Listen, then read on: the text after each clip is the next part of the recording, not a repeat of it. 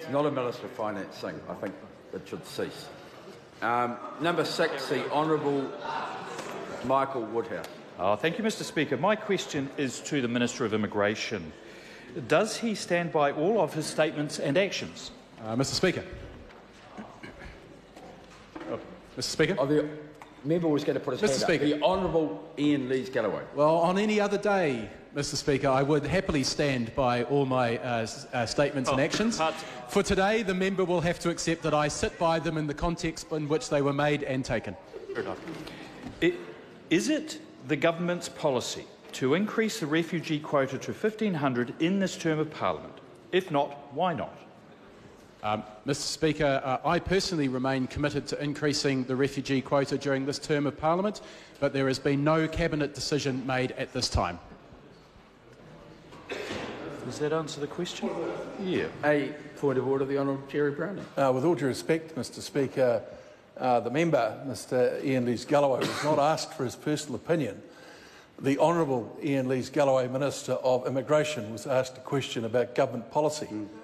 Shouldn't he give an answer about government policy rather than expressing his own view? Did the member listen to the answer? I did. The answer was... I distinctly heard the Minister say no Cabinet decision has been made.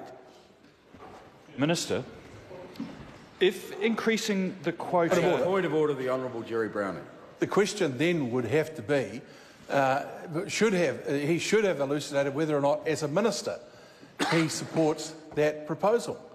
If he's taking it to Cabinet or not, he could talk about whatever he likes. He was asked. Well, with all due respect, I think you're ruling far too narrowly on what a question should be, how a question should be answered.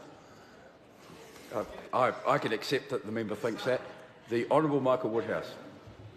To the Minister, if increasing the refugee quota is not presently government policy, why did Budget 2018 provide $7.7 million of new capital to expand the Mangere Refugee Resettlement Centre to, quote, help us meet future commitments, end quote?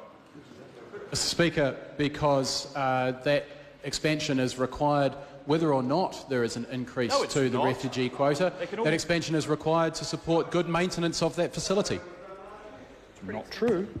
To the Minister, does he agree with... Where's the point of order? Iain Lees-Galloway.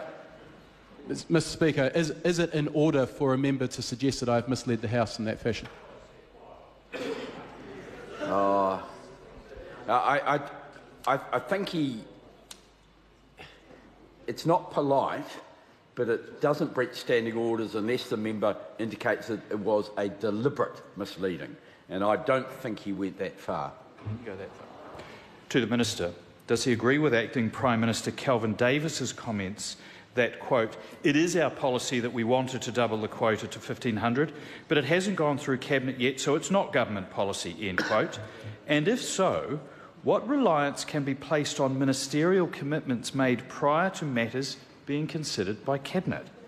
Mr Speaker, in answer to the first part of the question, yes. To the Minister, when he said, quote, we are very firm in our commitment to increase that quota, and our commitment before the election was to do that during the first term in government, and that is still my plan, end quote, was he speaking in his ministerial capacity? Mr Speaker, yes, and I have made it very clear on a number of occasions that it is a policy that I am pursuing as Minister, but that there is a Cabinet process that has to be gone through, and that I am yet to take that Cabinet paper to Cabinet, and there is yet to be a Cabinet decision. James Shaw, the Honourable James Shaw. To the Minister, given that the opposition has asked 3 questions about this today, if legislation was introduced into the House to increase the refugee quota, would he anticipate that the opposition would put their money where their mouth is and vote for it? No, I think everyone knows that the Minister has no responsibility for that, including the member who asked the question and who's getting pretty close to being disorderly. Yes. Supplementary to the Minister, what confidence can this House or the wider public have that any commitment he makes as Immigration Minister can be relied upon before Winston Peters says it can? Well, Mr Speaker, I committed to introduce Kiwi Build settings. We've done that. I introduced to make changes to post-study work rights.